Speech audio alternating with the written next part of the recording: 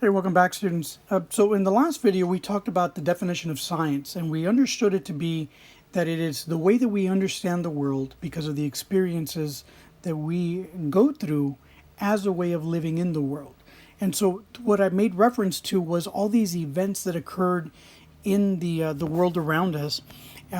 Things from playing sports, being a student, engaged in civil servant work, teaching, constructing, building in terms of engineering. But all of these experiences then allow us to gain some bit of knowledge in terms of how we come to understand the world.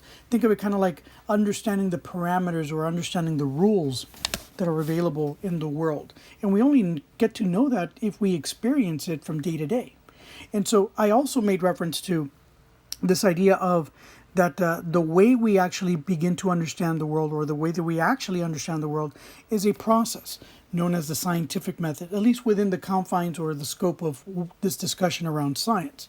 And so what I want to do today is I want to explore this process of the scientific method briefly here with you. Just in general, I know we covered it in a previous video, but all I really want to do at this point is I want to make sure that we have a general flow of how we look at this process for the scientific method. Now, we know that the scientific method has several parts. And so we said that before, that you have to identify the problem as a good way. Okay. And so typically this will be your research question. Okay. Once you've identified the problem, you generally generate some kind of hypothesis. Okay. This is a basic explanation of what you see that helps understand that phenomenon. And the hypothesis portion of things here kind of involves, on the side note, kind of developing a way to test that. Okay, so the hypothesis here will then allow us then to go through and essentially test. And so what this really means is that we're going to be conducting an experiment. Okay, to test a hypothesis. In conducting the experiment, clearly the fourth step here is that we're going to be collecting data. And the data can be of two types, quantitative, qualitative. But the main point here about collecting the data is that now you have some knowledge that you've gained by conducting the experiment that then you can begin to analyze, which is the next step here within this process. And you analyze the data for patterns, things that will help you understand and make sense of what you've observed and the data that you've actually collected. And the reason we do this is because of step number 5. What we're trying to do here is we're trying to develop a model that will then serve as a way to help us develop some kind of conclusion, which in a roundabout way is going to allow us to either reject or accept this initial research question. And so this process can be described in general sense, like I've shared it before in previous discussion. If we start here and we kind of use these numbers 1, 2, 3, 4, 5 as the general process, we can say we're starting here. We identify the problem, and then we can go to 2, go through the processes here, 3, 4, and ideally what we want to have is a little bit of growth. And so what I'm doing here, I'm going to zoom in a little bit, because if we start here at level 1, notice it's at a lower level, but if we end up over here at 5, kind of bring this out, notice here the difference.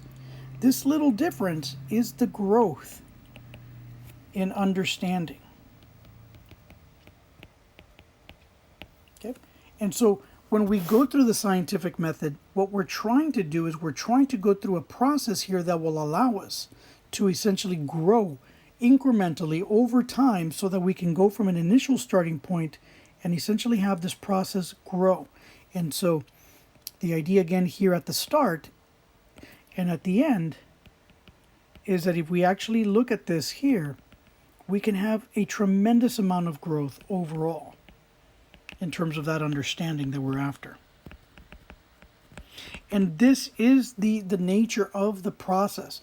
The process, when utilized even in the simplest form of the scientific method, it will allow you to gain a little bit more information and a little bit more information there. And so at every step of the way here, if we take the initial one trial, we hope to have a little bit of growth in our understanding from the point that we actually started the experiment.